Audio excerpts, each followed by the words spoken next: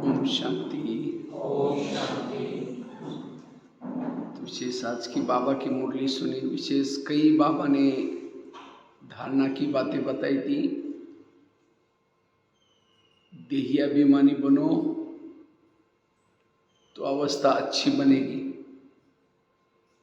देहभान के कारण बाबा ने कहा कि सारे विकार क्या होते हैं, आते हैं। तो आज एक बहुत अच्छा विषय पर हम चर्चा करेंगे। हम अपनी स्थिति को निर्विघ्न कैसे बनाएं, सदा निर्विघ्न कैसे बने। क्योंकि जो विघ्नों में रहता है, जिसके पुरुषार्थ में विघ्न आते हैं, वो वायुमंडल को क्या करता है, खराब करता है। जिसके पुरुषार्थ में विघ्न आते हैं, वो मानसिक रूप से क्या होता है, थक जाता है।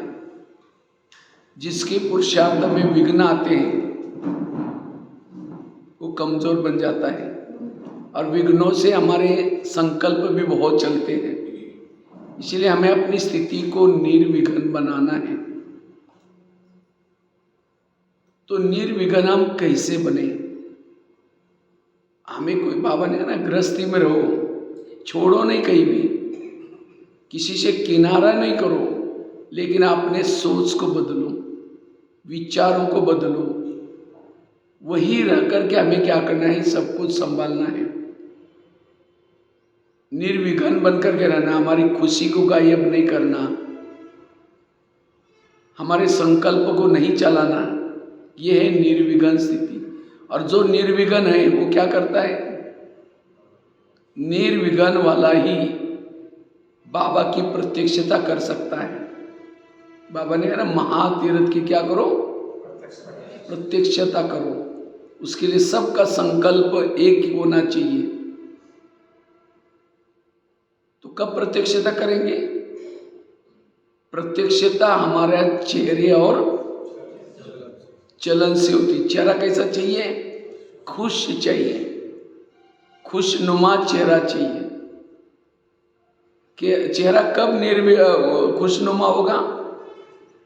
जब अंदर से पॉजिटिव भावना हो, पॉजिटिव वृत्ति हो, संकल्प पॉजिटिव हो, तब हमारा चेहरा कैसा होगा। क्योंकि आजकल दुनिया के सबके चेहरे मुरझे हुए, उनके जीवन में प्रॉब्लम्स है। पति तंग कर रहे हैं, पड़ोसी तंग कर रहे हैं, खाने पीने की प्रॉब्लम, कई प्रॉब्लम। और जिसको प्रॉब्लम अंदर से है, विघ्न है, वो चेहरे में खुशी। बाबा कहते हैं आगे चल करके लोग म्यूजियम देखने के लिए, ज्ञान सुनने के लिए नहीं आएंगे। और उस समय प्रदर्शनी, मेला ये काम नहीं करेगा। उस समय बच्चों के चेहरे म्यूजियम का काम करेंगे। लेकिन कौन से चेहरे? जिसमें खुशी है। लोगों को लग रहा है यहाँ तो इतना डर है, भय है, और ये तो बिल्कुल खुश है, जरूर इनको कुछ मिला हुआ। इसीलिए खुश रहने के लिए हमें निर्विघ्न बनना बड़ा जरूरी है। जो खुद रो रहा है, वो रोने वालों की आंखों के आंसू कैसे पहुंचेगा? और जो यहाँ स्वयं निर्विघ्न बनता है, दूसरों के विघ्नों को हरता है, वो भविष्य में देवता बनकर के, देवी बनकर के मंदिरों में पूजे जाएंगे। मंदिर में क्या होता है, रोते हुए लोग आते हैं, समस्या लेकर के आते हैं, मूर्ति को देखते खुश होकर चले जाते हैं। तो हमें सबको बनना है ना देवी देवता। तो इसलिए हमें वर्तमान समय पहले स्वयं को निर्विघ्न बनाना है। तो निर्विघ्न बनने के लिए सबसे पहला पुरुषार्थ है, ड्रामा को पसंद कर लो। क्या करो, ड्रामा को। तो आप लोगों को अपना अपना ड्रामा पसंद आया? हाँ, जिस घर में रखा है, जिस ऑफिस में रखा है, जिस पड़ोसी के साथ रखा है, जो भी घर में बच्चे हैं, सबसे खुश है। या कई कहते हैं क्या बाबा मेरा अपना ड्रामा बनाया, पति भी तंग करता है, बच्चे भी ठीक नहीं है, ये मेरा ड्रामा थोड़ा बदल दो। क्योंकि बाबा डायरेक्टर है। अगर आपको पसंद नहीं तो बदल भी सकता है। तो किसको किसको अपना ड्रामा बदलना है, हाथ खड़ा करो। किसको नहीं बदलना? अच्छा, बहुत अच्छा। अच्छा, जिनको पसंद है हाथ खड़ा करो। मरा हुआ हाथ, पसंद नहीं तो लेकिन करे क्या, रहना तो वही है। अगर ऐसा हाथ आए तो कुछ गड़बड़ है, आत्मविश्वास का हाथ नहीं। अगर पसंद आए तो दोनों भी हाथ फटाफट उठने चाहिए थे। नहीं बाबा मेरा ड्रामा बहुत अच्छा है। क्यों? अगर ड्रामा को बदल देंगे तो ये जो ड्रामा बना है, बाबा मिलाए, दैवी परिवार मिलाए, इतना अच्छा ज्ञान मिले, वो भी नहीं मिलेगा। क्योंकि आज तक की समस्या के कारण ये ड्रामा बना है। अगर पति तंग ना करता, बहुत प्यार करता, कोई बहनें बुलाती, माता जी थोड़ा ज्ञान सुनने के लिए आओ ना, कहते बहन जी हमारे घर में बड़ी शांति, नहीं चाहिए तुम्हारा ज्ञान। उस पति का धन्यवाद, तंग किया, परेशान किया, शांति के लिए भक्ति की, मंदिर में गए, मेले में गए, प्रदर्शनी देखी, यहाँ आए, 7 दिन का कोर्स किया, इतना अच्छा ज्ञान मिला और इस ज्ञान के कारण सत्युग में गए। तो आज तक जो ड्रामा हुआ, परिस्थितियां हुआ, उसे कल्याण हुआ या अकल्याण हुआ? कल्याण। इसलिए हर एक का ड्रामा बड़ा कल्याणकारी है। हर एक के पास जो भी रखे हैं वो सब कल्याण करने वाले। मेरा अकल्याण करने वाला कोई भी नहीं है। बाबा का नाम क्या है? शिव। शिव मतलब कल्याण करने वाला। तो शिव ने रची, दुनिया भी कैसे रचे? कल्याणकारी रची है।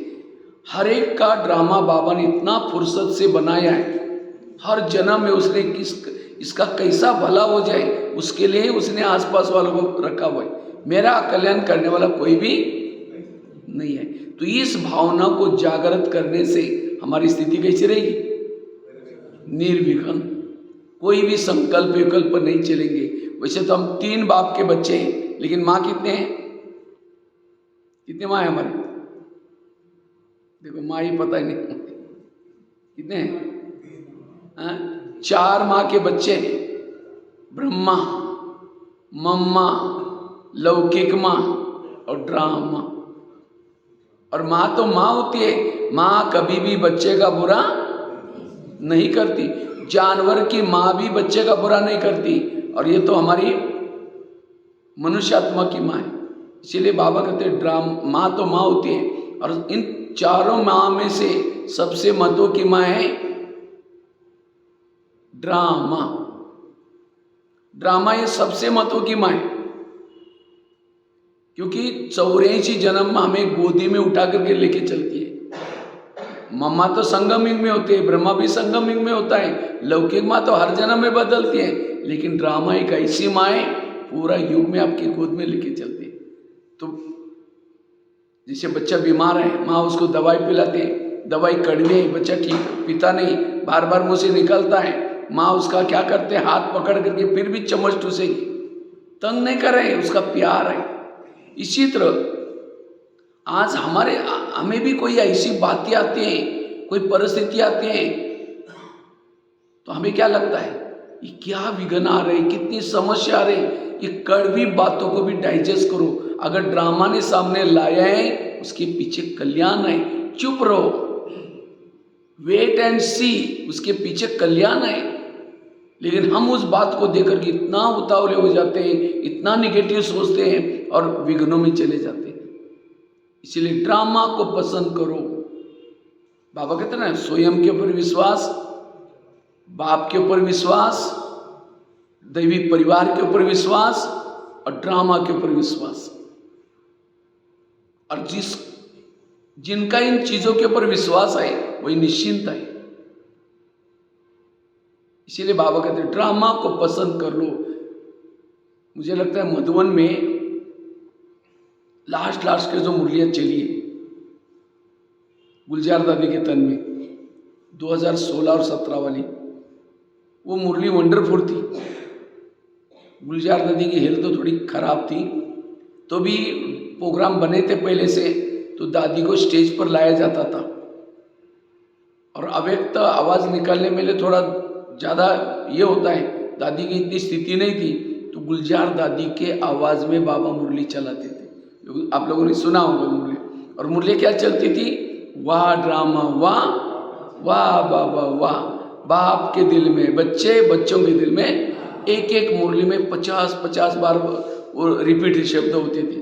तो कई भाई बहन कहते आजकल बाबा ऐसी मुरली क्यों चला रहे? टोटल ब्रह्मा कुमारी का ज्ञान का सारा ही वाह वाह। वाह वाह, हर परिस्थिति में वाह वाह। जो वाह वाह करता है निर्विघ्न है, उसके चेहरे में खुशी है, उसकी वृत्ति पॉजिटिव है, दृष्टि पॉजिटिव है। कोई गाली भी दे क्या बोलेंगे? वाह वाह ड्रामा। कोई झगड़ा करे आपके साथ क्या बोलेंगे? वाह ड्रामा। आवाज ही नहीं आ रहा। कोई आपकी निंदा करे क्या बोलेंगे? वाह ड्रामा। वाह। कोई झगड़ा करे क्या बोलेंगे? कोई माता जी का पति शराब पी करके पिटाई करे क्या बोल रहे हैं उस समय? माता जी कहेंगे भाई जी, अब पति अगर शराब पी करके झगड़ा करते वाह वाह कैसे निकलेगा? तो भी वाह वाह। क्यों? उस माता के लिए तो पति तो बहुत मिले ना। सतयुग में मिला होगा, त्रेता में मिला होगा, द्वापर में मिला होगा, अभी भी मिला है। सतयुग का पति तो बहुत अच्छा था, ना मारता था, ना पीटता था, ना शराब पीता था, वो सोने के महलों में रहता था, पुष्पक विमान था, वो देवता था। लेकिन क्या उस देवता रूपी पति के कारण उसको बाबा मिला है? मिला? और अभी का पति भले शराबी है, मारता है, पीटता है, उसके कारण कौन मिला उसको? तो उस माता के लिए वो सतयुग का पति अच्छा या अभी का पति अच्छा? हाँ, इसलिए बाबा कहते हैं संगम युग में पति भी अच्छा, संगम युग की सास भी अच्छी, संगम युग के बच्चे भी अच्छे, संगम युग का शरीर भी अच्छा, संगम युग का सब कुछ अच्छा। तो क्या क्यों करेंगे विघ्न? क्यों? ये है नजर बदलो तो नजारे, अपनी सोच को बदलो। जैसा चश्मा पहनोगे वैसी, अब पॉजिटिव का चश्मा पहन के चलो तो सब कुछ पॉजिटिव दिखाई पड़ेगा। हम निगेटिव सोचते हैं, हमारा चश्मा निगेटिव बन जाता है। कोई हंसता है, लगता है मुझे देखो जरूर हंस रहा है, कोई किसी से बात भी करता लगता है मेरी बात जरूर कर रहा है। और ये यही विघ्नों के कारण है। इसलिए निर्विघ्न बनना है। ये ड्रामा, ये हमारी ढाल है। इसी युद्ध में क्या करते हैं? ढाल को भी लेके चलते, कितना भी दुश्मन वार करे ढाल को सामने लगाते हैं, बच जाते हैं। तो इसी तरह माया कितना भी वार करे, परिस्थिति के रूप में विघ्न ढाल लगा दो, ड्रामा कल्याणकारी, बस आपका रोना ही बंद हो जाएगा, संकल्प चलना ही बंद हो जाएगा। इसलिए ड्रामा को पसंद कर लो। स्वयं भगवान ने ड्रामा बनाया। अगर क्या क्यों करते हैं, भगवान के ऊपर मेरा विश्वास नहीं है कि ये भी मेरा भला करने वाला है, इसलिए निश्चिंत रहो। आज तक जो हुआ उसे कल्याण हुआ। जैसे बच्चा, माँ जब बच्चे को थप्पड़ मारते, बच्चा कहाँ जाता है? मम्मी जब थप्पड़ मारते हैं तो कहाँ जाता है? बाप के पास। और क्या बोलता है? मम्मी ने मुझे थप्पड़ मारी, इतना ही बोलता है ना। ये थोड़ी बोलता है मम्मी ने मुझे थप्पड़ मारी, इस मम्मी को बाजार में बेच करके दूसरे लेके आओ, बोलता है। इसी तरह आज हमें भी ड्रामा माँ थप्पड़ मारते हैं तो क्या करो? हाँ, बाबा के पास जब जाते हैं, बाबा को क्या बोलते? बाबा ये ड्रामा को बदल दो ना, माना इस मम्मी को बेच करके दूसरी लेके आओ ना। तो बाबा क्या कहता है? यहाँ से जाना तो भले जाओ, हाँ? लेकिन इसलिए बाबा कहते हैं ड्रामा को पसंद करो, तब व्यर्थों से मुक्त बन जाएंगे, शक्तिशाली बन जाएंगे।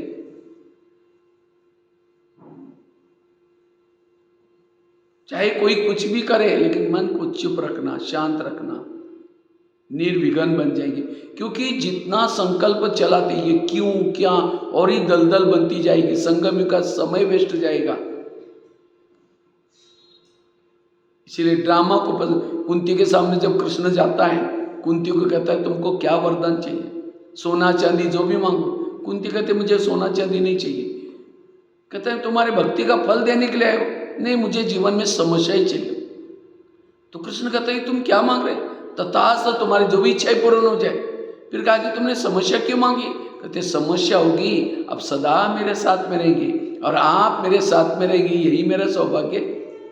तो जिनके जीवन में समस्या प्रॉब्लम ज्यादा, उनका भविष्य का पद भी ऊंचा है। हमारे पेपर देवी देवता बनने की कोई पेपर लिखत में नहीं है। ये जीवन के विघ्न और समस्या, यही हमारे पेपर्स है। और जितना पेपर्स को देंगे, आप अभी भी पता कर सकते सत्युग का मेरा पद क्या है। अगर आपके जीवन में बहुत विघ्न है, समस्या है, तो पद ऊंचा है। इसलिए विघ्न, निर्विघ्न मतलब ऐसे नहीं कि विघ्न ना आए, विघ्न आए लेकिन उसमें हलचल ना हो, ये है स्थिति। इसलिए हमें उसी पड़ोसनी के कारण बाबा मिला, उसी शरीर के अंदर। आज शरीर कितना भी बीमार हो, लेकिन ये सतयुग में भी शरीर मिला था, कंचन काया था। क्या शरीरों के आंखों से बाबा को देखा था? सतयुग के शरीर के आंखों से बाबा को देखा? क्या वो शरीर के कानों से भगवान के महावाक्य सुने थे? कहा उस शरीर के ऊपर भगवान की नजरें पड़ी थी? क्या वो शरीर के दिल के अंदर भगवान की धड़कनें रहती थी? वो शरीर कंचन काया था, क्या काम का? और ये शरीर भले कैसा भी हो, बुजुर्ग हो, कैसी हो, इसके ऊपर बाबा की नजरें पड़े, इन आंखों से बाबा को देखा है, बाबा के महावाक्य सुने। इसीलिए बाबा कहते शरीर कैसा भी हो वाह वाह करते रहो। सतयुग में भी सास मिली थी, बड़ी अच्छी थी, देवी थी। उस सास के कारण बाबा थोड़ी मिला, और अभी की सास के कारण बाबा मिला। सतयुग में तो दिल्ली में रहते थे, और अभी संगम युग में कहाँ रहते? नालागढ़ में रहते। तो नालागढ़ का वो पति अच्छा है या सतयुग का दिल्ली वाला पति अच्छा है? इसीलिए बाबा कहते बच्चे, ये संगम युग की हर चीज अच्छी, इसलिए कभी भी निगेटिव ना सोचो, तब आप निर्विघ्न बन सकते हैं। तो निर्विघ्न बनने का आधार है ड्रामा को पसंद करना। वाह ड्रामा वाह, वाह बाबा वाह। ये पहली बात। दूसरी बात है, अगर मुझे निर्विघ्न बनना है, मुझे सहन शक्ति की देवी बननी। लेकिन आज हमारे अंदर सहन शक्ति नहीं है, और जहां सहन शक्ति नहीं वहां योग भी नहीं है। योग में बाबा कहते माया आती है, तूफान आते हैं। बाबा कहना तूफान मतलब क्या? सारा दिन पति कुछ बोलेगा, सास कुछ बोलेगी, अगर उसको सहन नहीं किया, योग में बैठेंगे, शुरू तो करेंगे मैं आत्मा हूँ, शांत स्वरूप हूँ, शक्ति स्वरूप हूँ, फिर कहेंगे मैं उन्होंने क्यों बोला, फिर कहेंगे छोड़ो कोई बात नहीं, मैं आत्मा हूँ, शांत स्वरूप हूँ, फिर कहेंगे 15 दिन पहले भी तो बोला था, फिर कहेंगे ठीक है मैं आत्मा हूँ, शांत स्वरूप हूँ। ये आपको ये बातें आपको योग करने ही नहीं देंगी, तो संस्कार कैसे बदलेंगे? इसीलिए मुझे सहन करना है, क्योंकि बड़ा बनने के लिए क्या करना पड़ता है? सहना पड़ता है। बिना सहन करते कोई बड़ा, खास तो पंजाब में, हरियाणा में दही बड़ा ज्यादा खाते हैं, और बाजू में तो आप लोग रहते हैं तो आप लोग भी खाते होंगे। बड़ा दही बड़ा कैसे बनता है? रात को उड़द की दाल को पानी में भिगोते हैं, सवेरे उसको मिक्सी में क्या करते हैं? पीसते हैं, फिर उसके बाद आटे को फेंटते रहते हैं। कब तक फेंटते हैं? वो ग्लास में पानी लेंगे, थोड़ा सा फेंटा वाटा डालेंगे, अगर डूब गया उसका वड़ा ठीक नहीं बनेगा, और उसको फेंटते रहेंगे जब तक हल्का नहीं बनता, तब तक फेंटते हैं। जब हल्का बनता है उसको क्या करते हैं? गरम तेल के अंदर गरम एक कढ़ाई रखते हैं, उसके अंदर गरम तेल करते हैं, और गरम तेल के अंदर उस वड़े को छोड़ते हैं। तो गरम तेल को भी सहन किया, करारा होने तक उसको ऊपर नीचे करेंगे, फिर करारा होने के बाद निकाल करके ठंडे पानी में डालेंगे, ठंडे पानी से निकाल करके जोर से दबाएंगे, उसका पानी निचोड़ देंगे। अगर दबाते समय टुकड़े टुकड़े हो गया, मेहमानों को नहीं खिलाएंगे, रिजेक्ट। जो दबाने के बाद साबुत रहता है उसको प्लेट में रखेंगे, फिर दही डालेंगे, ऊपर से इमली की चटनी डालेंगे। इमली की चटनी में भी काला नमक, सफ़ेद नमक, चीनी का बुरा होता है, उसके ऊपर भुना हुआ जीरा पाउडर डालेंगे पीस करके, लाल मिर्ची डालेंगे, हरा धनिया डालेंगे, तब क्या बना? दही बड़ा। और जिसके सामने आएगा उसके मुंह में पानी आएगा, वाह बड़ा कितना अच्छा बना। कब बड़ा बना? पिसा गया, फेंटा गया, तलाया गया। इसी तरह अगर मुझे भी बड़ा बनना है, कोई पीसते भी रहेंगे, कोई फेंटते भी नहीं। कब तक? जब तक ऊपर नहीं जाएंगे तब तक। कई कहते मुझे कब तक तंग करते रहेंगे? तब तक तंग करेंगे जब तक ऊपर नहीं जाएंगे तब तक। इसलिए खट्टी मीठी तीखी सारी बातें आएंगी, सबको मुझे सहन करना है। आज ब्रह्मा बाबा ने सहन किया, दादियों ने सहन किया। बिना सहन करते कोई भी बड़ा।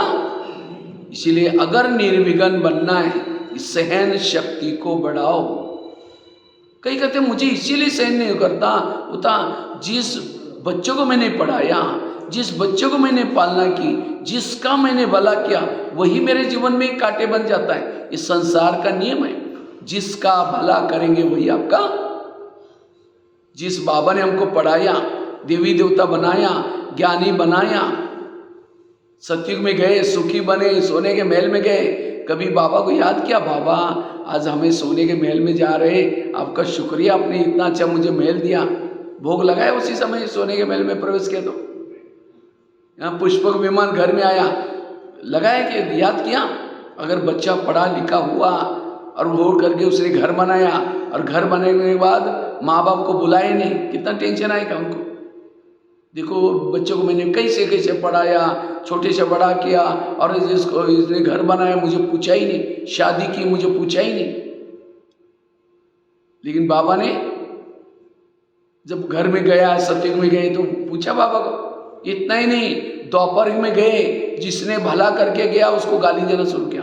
भक्ति क्या मतलब क्या किया, और माइक लगाया ऊपर, सुन ले, और लोगों को निमंत्रण कार्ड भेजा, हमारे आज गाली देने का प्रोग्राम है, आप आ जाओ। हे भगवान, तुम कुत्ते में है, बिल्ली में है, टिक्कर में है। अब छोटे बच्चे को कहो, तो जिसने भला किया उसके लिए हम क्या क्या किया, उसके पास इतनी पावर है, क्या क्या कर सकता है, लेकिन पावर को यूज नहीं किया। इतना ही नहीं, जब उसने कहा कि मैं नीचे जाऊंगा, तो जाते ही जिन्होंने मुझे गाली दी, जाते उनके गले दबाऊंगा। और ये भी नहीं सोचा जब मैं नीचे जाऊंगा नए लोगों को ढूंढूंगा। पिछले बार जिनको ज्ञान दिया था उन्होंने मुझे जब सुखी बने तो पूछा ही नहीं, और ही मुझे गाली दी, इसलिए मैं कभी उनको देवता नहीं बनाऊंगा, दूसरे लोगों को ढूंढूंगा। ढूंढा बाबा ने, उसी गाली देने वालों को गले लगाया, अपकार करने वाले के ऊपर, वो है भगवान। इसलिए वो भगवान, वो सबका प्यारा है, मुझे भी सबका प्यारा बनाए। गाली देने वालों को गले लगाओ, अपकार करने वाले के ऊपर। हम 15 दिनों से बात नहीं करते, ऐसा मुकर के कैसी देवी बनेगी, फिर दुआई भी नहीं निकलेगी उसके लिए। इसलिए ये है सहन शक्ति। अगर मेरे पास सहन शक्ति नहीं, मेरे जीवन की विघन है, समस्या है। अच्छे के साथ अच्छा रहना कोई भी रह सकता है, बुरे के साथ अच्छा रहना यह है बहादुरी का काम। एक व्यक्ति के प्रति भी मेरे दिल में कुछ भी निगेटिव बातें ना हो, तब भगवान मेरे दिल में बैठेगा। उन्होंने मेरे साथ जो कुछ किया उसके पीछे कुछ कल्याण था, इसलिए दिल से उन सब बातों को निकाल देना, यह है सहन शक्ति।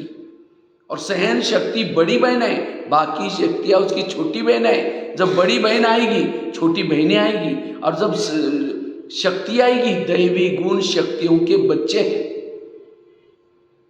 तो सहन शक्ति कब आएगी, जब चुप रहेंगे, सहन करेंगे। थोड़ा निगेटिव सोचा, सहन शक्ति भाग गई, सहन शक्ति भाग गई, उसकी बहनें भाग गई, दैवी गुण भाग गए, और हम अकेले महसूस करेंगे। हमारे चारों तरफ से ईर्ष्या, घृणा, नफरत, आसुरी अवगुण और आसुरी शक्ति होगी। इसीलिए अगर एक व्यक्ति के प्रति भी अंदर कुछ है, जो चेहरे में खुशी होनी चाहिए, नहीं रहेगी, वाइब्रेशन भी नहीं फैला सकेंगे, फरिश्ता भी नहीं बन सकेंगे। इसलिए सहन शक्ति से निर्विघ्न बनेंगे। तीसरी बात है, अगर हमें निर्विघ्न बनना है, पहली बात कौन सी सुनाई, ड्रामा को पसंद करना। दूसरी बात कौन सी सुनाई, सहन शक्ति। तीसरी बात है, अगर मुझे निर्विघ्न बनना है, उसके लिए जो हुआ अच्छा हुआ, जो हो रहा अच्छा, जो होगा वो भी। मेरे जीवन की हर घटना में कल्याण है, मेरे जीवन की हर घटना में कल्याण है। इसलिए क्योंकि भगवान जो करता है अच्छाई के लिए करता है। कई को लगता है मुझे बहुत विघ्न है, बहुत। एक माताजी थी, रोज भगवान को कहते, भगवान मुझे कितना विघ्न आ रहे, कितनी समस्या आ रही, आप कितने निर्दय है। भगवान को रोज उलाना देती रहते। एक दिन भगवान क्या करता है, प्रकट होता है उसके सामने, कहते माता तुम्हारे जीवन में ज़्यादा दुख है ना, तुम अपने दुखों की सारी बातें एक चिटकी पर लिख दो, और उन्हीं चिटकियों को एक गठड़ी बना दो, और उसी गठड़ी को गाँव के बाहर एक बड़ का पेड़ है वहाँ टांग के आओ। तुम्हारा ज़्यादा दुख है ना, तुम्हारा टांग देना, और वहाँ दुखों की बहुत सारी गठड़ी है उस बड़ के पेड़ को, तुमको जो भी पसंद आता है उसमें से एक लेके आओ, क्योंकि दुख दाम में रहते हो, दुख तो जरूरी है। माता बड़ी खुश हो गई, सारी अपने दुखों की जो भी बातें सारी चिट्ठियों पर लिख दी, एक गठड़ी बनाई और गांव के बाहर गई, पेड़ को टांग दिया, बड़ के पेड़ को। लेकिन भगवान ने कहा दूसरी कोई भी लेके आना। उसको लगता है ये लूँ या ये लूँ या ये लूँ या ये लूँ। लास्ट में सोचा चलो उसको एक उठा कर लेके आते हैं। जब लेके आते हैं तो उसको रास्ते में याद आता है मेरा तो बस पति तंग करता है, बाकी तो सारा ठीक है। अगर जिसकी मैं लेके जा रही हूँ हो सकता है उसके घर में गरीबी होगी, हो सकता है कोई ना कोई प्रॉब्लम, वो क्या करते हैं अपना ही उठा करके वापस गई, अपना ही उठा कर लेके आते। इसी तरह हमारे अपना जीवन कोई ना कोई जानी पहचान है, इसमें कल्याण है। इसीलिए बाबा कहते बच्चे क्या करो, जो हुआ अच्छा हुआ, जो हो रहा अच्छा, जो होगा वो भी। मेरे जीवन की हर घटना में कल्याण है, विघ्नों के पीछे कुछ कल्याण है। इसलिए हमें कभी भी निगेटिव सोचना, व्यर्थ सोचना, तब हम क्या कैसे रहेंगे, व्यर्थों से मुक्त निर्विघ्न रह सकेंगे। भगवान हमारे जीवन में जो करता है सब अच्छा ही करता है। चौथी बात है, अगर निर्विघ्न बनना चाहते हो, रोज सवेरे सवेरे हमें 3 चीजों को पक्का करना है। एक तो अमृत वेला का योग अच्छा करना है, दूसरा क्लास के पहले आकर के आधा घंटे का योग करना, और तीसरा रोज की ईश्वरीय महावाक्य सुनना। जो ये सवेरे 3 चीजें करता है उसको कोई भी विघ्न सारा दिन, भले विघ्न आएंगे लेकिन उसका कोई भी प्रभाव उसके ऊपर नहीं पड़ेगा। ये 3 चीजें कौन कौन करता है? 3 चीजें हाथ खड़ा करो। अच्छा, बहुत अच्छा। अमृत वाला करते सभी, लेकिन अमृत वाला का चुपचाप कोई वीडियो बना जाए आपका और वो सवेरे दिखाई जाए, कहीं कि मेरा है, दीवार के सारे बैठे मुंह खुला आंखें बंद। 2 बार मच्छर अंदर भी गया और बाहर भी गया, पता भी नहीं चला। अगर ऐसा योग करेंगे स्थिति कैसी बनेगी? इसीलिए अमृत वेला हमें अलर्ट होकर के, एक्टिव होकर के करना है। और जितना अमृत वेला अच्छा करेंगे सारा दिन आप निर्विघ्न रह सकते हैं। और साथ में क्लास के पहले आधा घंटे का योग। मुरली कितना बजे चलते हैं यहाँ? 7 बजे। योग कितना बजे चलता है? 6:30 से। लेकिन पहुँचते कितने हैं? मैं देखा एक आया, उसके बाद 6:45 बजे थोड़ा आया, फिर उसके बाद आया। अब बहाना क्या बनाएंगे? बाबा दूर रहते घर, बच्चे स्कूल में जाते हैं, थोड़ा घर का काम होता है। ये तो बहाना है। इसलिए हमें क्लास के पहले योग नहीं करेंगे। समझो खेती में बीज डालते हैं, धान डालते हैं, पहले क्या करते हैं? उसको हल चलाते हैं, हल चला करके बीज डालते हैं। इसी तरह हमें भी क्लास के पहले ज्ञान का बीज डालने से पहले हल चलाना अर्थात योग करना। और जब योग करके मुरली सुनेंगे आनंद आएगा। और साथ में रोज के ईश्वरीय महावाक्य यहाँ करके सुनना। आज कई तो ऑनलाइन में सुन लेते हैं, ऑनलाइन से सुनेगा उसकी पूजा भी ऑनलाइन से हो जाएगी। बाबा को एक बार कहा था, बाबा कई दादियों ने पूछा था, बाबा त्रेतायुग वालों के लिए पढ़ाई का प्रबंध आप क्या करेंगे? बाबा ने कहा कि आगे चल करके त्रेतायुग वालों के लिए पढ़ाई का प्रबंध मैं जरूर करूँगा। केवल क्लास के रेगुलर स्टूडेंट 9 लाख बनाऊं। और अभी बाबा ने क्या किया? एक 5-6 साल से फेसबुक, व्हाट्सएप, इंटरनेट, कई तरह से पढ़ाई का प्रबंध किया है। Peace of mind Murli TV चलते हैं ना, ये सब किसके लिए? 33 करोड़ वालों के लिए। तो 33 करोड़ में जाना है, आपका सत्युग में जाना है। तो पढ़ाई कहाँ पढ़नी है? रोज यहाँ। कई कहते हैं नहीं जी भाई जी, वो क्या है, रिक्शा का खर्चा करके आना पड़ता है, दूर से आना पड़ता है। आजकल के बच्चे पढ़ने के लिए कितना दूर दूर सिटी तक जाते हैं, बसें लेके जाते हैं छोटे छोटे गाँव से, जबकि वहाँ ऑलरेडी स्कूल है, लेकिन तो भी वहाँ से दूसरे स्कूल में जाते हैं। क्यों? कहते ये अच्छा स्कूल है। इसी तरह ये जो स्कूल है ब्रह्मा कुमारी विद्यालय, मतलब प्रिंस प्रिंसेस का कॉलेज है। तो इसीलिए हमें भले खर्चा करेंगे लेकिन मिलेगा कितना? 21 जन्म तक राजा ही मिलने वाले, कोई साधारण बात नहीं। इसीलिए भले खर्चा करना पड़े, कुछ भी करना पड़े, लेकिन हमें यहाँ पढ़ाई जरूर पढ़नी। और जो ये 3 चीजें सवेरे सवेरे करता है वो निर्विघ्न रहता है, क्योंकि ये 3 चीज़ों से हमारी अशरीरी विदेही आत्मिक स्थिति बनती है। और जो आत्मिक स्थिति में सारा दिन रहता है वो कैसा रहेगा? निर्विघ्न। तो ये विघ्न हमारे क्यों आते हैं? उसका कारण है ये 3 बातों के ऊपर कमी। अमृतवेला की कमी, क्लास के पहले योग नहीं करेंगे, सीधा आएंगे मुरली सुनेंगे, और उसके बाद शाम को अगर पूछेंगे आज की मुरली क्या थी, हाँ बड़ी सुंदर थी, एक पॉइंट तो बताओ, हाँ बहुत अच्छी थी, दिमाग से खिसक गया, गरम तवे पर पानी डाल दे तो उड़ जाएगा। इसलिए 3 चीजें जरूर करना से मैं रोज अमृतवेला अच्छी तरह अलर्ट एक्टिव होकर के करना है, और क्लास के पहले आकर के आधा घंटे का योग करना है, और रोज की मुरली सुननी। ये है निर्विघ्न बनने का तरीका। तो कितनी बातें हो गई? पहली बात बताई ड्रामा के ऊपर विश्वास, दूसरी बात बताई सहन शक्ति, तीसरा बताया जो हुआ अच्छा, जो हो रहा अच्छा, जो होगा वो भी अच्छा। बाबा के ऊपर विश्वास, क्योंकि आज वर्तमान समय हमारे जीवन में जो प्रॉब्लम्स आ रहे, समस्या आ रहे, वो क्यों आ रहे? क्यों आ रहे? कहीं कहते हम ओम शांति में जाते हैं, ब्रह्मा कुमारी में जाते हैं, तो भी हमारे जीवन में ऐसा क्यों? ओम शांति में कब से आ रहे? 2-4 साल पिछले 10 साल पिछले जन्म में भी थे ओम शांति में, और उसी समय जो गलत कर्म क्या छुमंतर हो गया। वर्तमान के मेरे प्रॉब्लम मेरे ही अतीत के हुए कोई कर्मों का परिणाम है, इसलिए कोई किसी का दोष नहीं। आज दुनिया में भी जो लोगों को समस्या आ रहे, क्यों आ रहे? उनको कर्मों का ज्ञान, और ये सभी का अंतिम जन्म है। उसके बाद किसी को जन्म लेना यहाँ नहीं है, सबको वापिस जाना, युग पूरा हो गया सभी।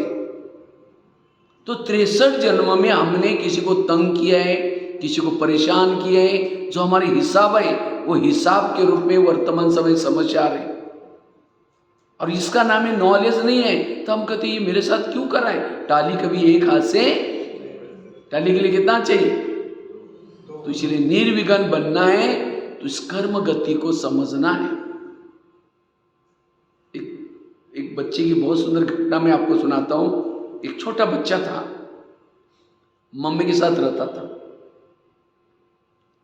और मम्मी गरीब थी, पापा जी तो पहले गुजर चुके थे, उसके बहनें नहीं थी, भाई नहीं थे, झोपड़ी में रहते थे, बहुत गरीब थी।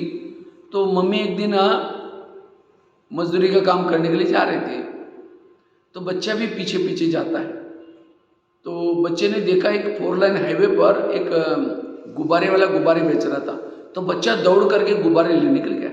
अब माँ को लगा इसको कुछ हो ना जाए, तो माँ क्या करते हैं उसको, क्योंकि 4 लाइन हाईवे थी, गाड़ियाँ फास्ट आ रही थी, तो माँ उसको पकड़ने के लिए दौड़ी। जैसी दौड़ी कार स्पीड से आई, बच्चा खत्म, माता जी खत्म हो गई, बच्चा ने माता जी खत्म हो गई। तो बच्चे ने पीछे मुड़ कर देखा, रही मम्मी भी गई। ऊपर देख करके कहता है भगवान आप कितने निर्दयी है, मेरे पापा को तो पहले लेके गए, मेरे मम्मी को भी लेके गए, आपने कितना मुझे दुख दिया, मुझे गरीब बनाए, मेरे कोई दोस्त भी नहीं बनते। भगवान के ऊपर आरोप लगाता है, गाली देता है। 4 दिन खाना भी नहीं खाया, घर से आए ही नहीं, वो झोपड़ी से बाहर निकला ही नहीं। तो 4 दिन बाद भूख तो लगेगी। बाहर आया, किसी पड़ोसी ने कहा कि बेटा अब तुम्हारा कोई नहीं रहा इस दुनिया में, तो मेरे पास आ जाओ, यहाँ चाय का दुकान है, चाय गिलास वगैरह धुलाई करने का, चाय बेचने का काम करो, तुम्हारा खाने का प्रबंध करूँगा। तो बच्चा रोज जाता है वहाँ। तो एक दिन उस बच्चे से गलती से गिलास टूट गया, तो चाय वाला इतना डांटता है उसको, वो बच्चा और घबरा गया।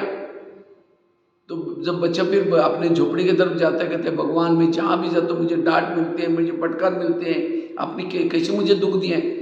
आखिर एक दिन वो चाय बेच करके आ रहा था, किसी ने कहा ये झोपड़ी तुम्हारी मम्मी को दिया था, अब गई वो, तुम खाली करी इसको। अब खाने का भी प्रॉब्लम, फिर शराबी बना। उसके बाद उसने शादी की, पत्नी आई, वो भी झगड़ालू आई। उसके बाद उसने खुद का एक चाय का दुकान चालू किया। तो एक दिन वो बच्चा चाय बेच रहा था, तो इतने में 10-12 लोग आए, 10-12 लोग आए, चाय मांगा। तो उन्होंने चाय वगैरह पिया, जाने लगे। तो बच्चे कहता है चाय का पैसा दो। जैसा पैसा मांगा, वो 10-12 लोगों ने इतनी पिटाई की इस बच्चे की, बेहोश करके सामान बिखर करके चले गए। आखिर उस बच्चे को होश आया, देखा अरे मेरा सामान भी बिखरा हुआ है। ऊपर देखकर कहते हैं भगवान अभी तो मैंने जैसा है वैसा दुकान चालू किया था और अभी में मेरे को आपने इतना दुख दिया। वो भगवान को क्या करता है, गाली देता है। और फिर वो उसको लगता है चलो मैं जाकर पत्नी को सुनाऊंगा, तो पत्नी थोड़ा सहयोग दी, तो जैसे कि वैसा होश में आया, फिर चला गया और जाकर के पत्नी को बताया मेरे साथ ऐसा हुआ। तो वो और ही झगड़ा करते, तुमने कुछ बोला होगा, तुम ही तो ऐसे हो। उसके बाद वो दुखी होकर के रात को सो रहा था, खिड़की खुली थी ऊपर, उसकी नज़र आकाश की तरफ गई। कहता है भगवान आपने कितना मुझे दुख दिया, मैं अभी मैंने जैसे कि वैसे दुकान चालू किया था तो भी ऐसा हुआ। ऐसे करते करते दुखी होकर के सो गया। रात को 3 बजे खिड़की से आवाज़ आती है, बेटा उठो, बेटा उठो। तो बच्चे की नींद खुली। कौन है? कहता है आप कौन है? कौन है? अंधेरे में कौन बोल रहे हैं? आवाज़ आता है तुम्हारा पिताजी। कहता है मेरा पिताजी? वो तो पहले ही मरा हुआ है। मैं तुम्हारे आत्मा का पिता परमात्मा हूँ। कहता है अच्छा भगवान मैं आपसे बात नहीं करूँगा, आपने कितना मुझे दुख दिया। आवाज़ आता है बेटे मैंने कुछ नहीं दिया, ये तब सब तुम्हारे कर्मों का परिणाम है। चलो मैं तुम्हारा पिछला जन्म दिखाता हूँ। तो भगवान ने क्या किया, उस बच्चे का हाथ पकड़ करके पिछले जन्म में लेके गए। तो पिछले जन्म में एक महल के पास लेके गए। तो बच्चा कहता है मुझे पिछला जन्म दिखाने वाले थे, आप ये महल के पास कहाँ लाया? चलो मैं दिखा। जैसे अंदर गए, कुछ सिपाही कैदियों को चाबुक से मार रहे थे। तो बच्चा पूछता है भगवान इनको क्यों मारा जा रहा है? कहा कि इनके राजा ने पकड़ करके मारो करके ऑर्डर किया, इनकी क्या गलती है? तो कहता है कि राजा को दया मैया नहीं आती। वो बच्चा कहता है राजा तो ऐसा ही है, लेकिन ये कैदी कौन है? भगवान ने कहा बताए, जिस 10-12 लोगों ने तुम्हारी पिटाई की थी उनका पिछला जन्म है। अच्छा फिर पिटाई करना चाहिए, बड़े खराब थे। जैसे आगे गए, राजा बैठा था, मंत्री बैठे थे, मदिरा पी रहे थे। एक बच्चे से ग्लास मंगवाया था, बच्चा थोड़ा देरी से आया। बच्चा और ही राजा और उस बच्चे को डांटता है। बच्चा घबरा गया, ग्लास भी टूट गया और डांटता है। तो जो भगवान के साथ बच्चा आया था कहते हैं भगवान ये छोटे बच्चे को क्यों डांटा जा रहा है? कहा कि इसका स्वभाव ही ऐसा है। लेकिन भगवान ने कहा ये कौन है पता है? जी चाय वालों ने तुमको डांटा था उसका ये पिछला जन्म है। फिर कहता डांटना चाहिए, बड़ा खराब था।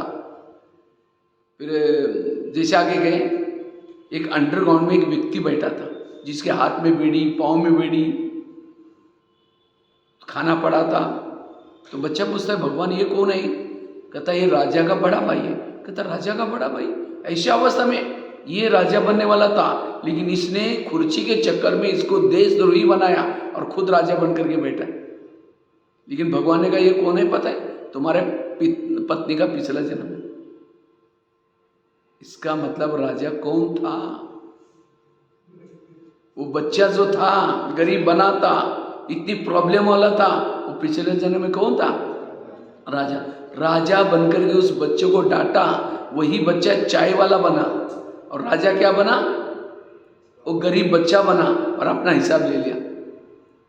वो राजा बनकर के उसने कैदियों को मारने के लिए ऑर्डर की थी, वही कैदी चाय पीने के बहाने आए और वो बच्चे ने चाय का दुकान चालू किया था और अपना हिसाब चुप्त करके उस भाई के साथ ऐसा किया, देशद्रोही बनाया, अंडरग्राउंड में रखा।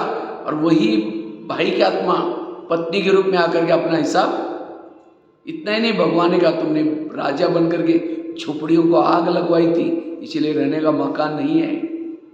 तुमने अनेक बच्चों को मरवाया था, इसलिए तुम्हारे भाई बहने कोई नहीं है। इतना ही नहीं, तुम राजा बनकर के क्या क्या क्या था दिखाओ।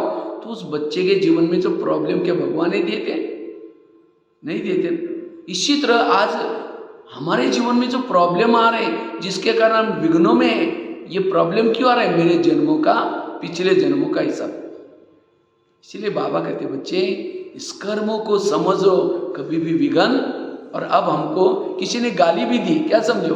अच्छा इनका भी बहुत दिन का बाकी था, पूरा हो गया। ये है निर्विघ्न। कोई संकल्प है उसके लिए और ही दुआ दो, उसके साथ बात करो, लेकिन हम 15 दिन बात नहीं करते, उसके लिए वृत्ति खराब कर लेते।